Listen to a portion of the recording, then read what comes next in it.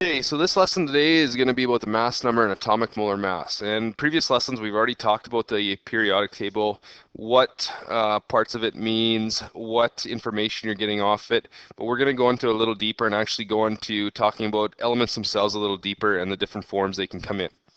So as you recall, all atoms of an element have the same number of protons. Atoms of the same element that contain different number of neutrons, however, are called isotopes. Now, to give you a couple examples of what I'm talking about here, the first one's hydrogen. The most common form of hydrogen contains one proton and no neutrons. Now the next form is deuterium, or heavy hydrogen, and it has one proton and one neutron. So you can see the different examples or actual pictures of it here, this being the most common form, this being the second one, and then this being the last one, so the second isotope of hydrogen. It's called tritium, and it has one proton and two neutrons. Now another example is carbon. So the most common form of carbon contains 6 protons and 6 neutrons. One isotope has 6 protons and 7 neutrons and is stable.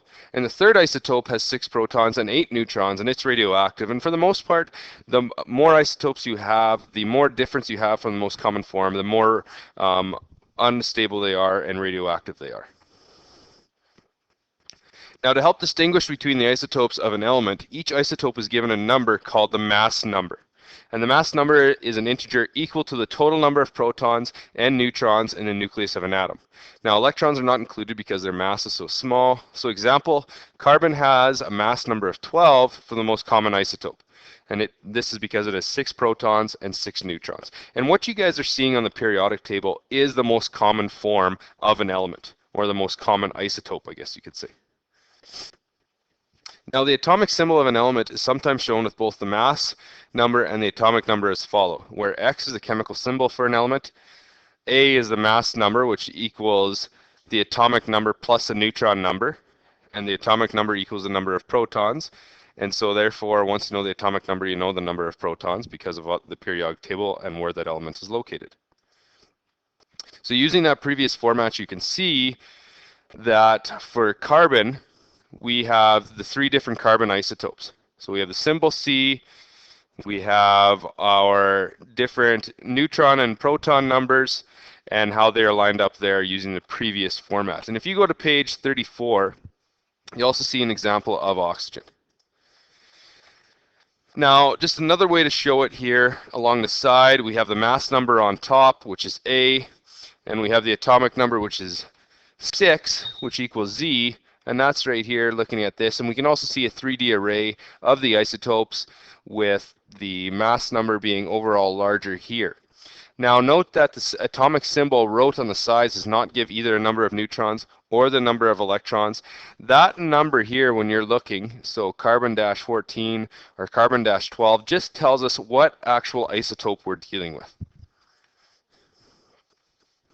Now determine the number of neutrons. So you can determine the number of neutrons in an atom by subtracting the atomic number from the mass number. So example, the carbon isotope has a mass number of 14 and an atomic number of 6.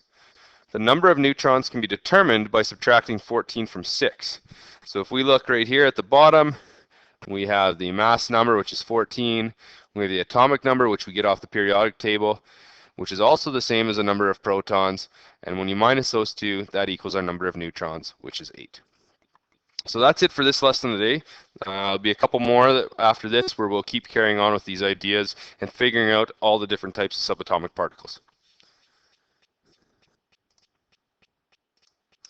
Actually, that's not the last slide for today. I realized I had one more. So anyways, the atomic molar mass. We talked about the molar mass of each isotope. Now the atomic molar mass is related to the mass number. And the atomic molar mass number is the average mass of the element's isotopes. So taking them all into consideration, so that number that you see in the periodic table right now, so if you were to flip to say page 30 of your textbook and you were to go to iron, which has the atomic number 26, and you would see that it has an atomic molar mass of 55.85. So that is the average of the mass of the element's isotopes. And isotopes of an element do not have exactly the same mass. Some have slightly greater masses than others. And this is because each isotope has a different number of neutrons in its nucleus, which we figured out. So in general in general, atoms are neutral.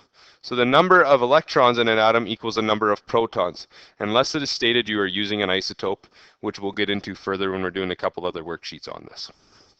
And now, that is it for today.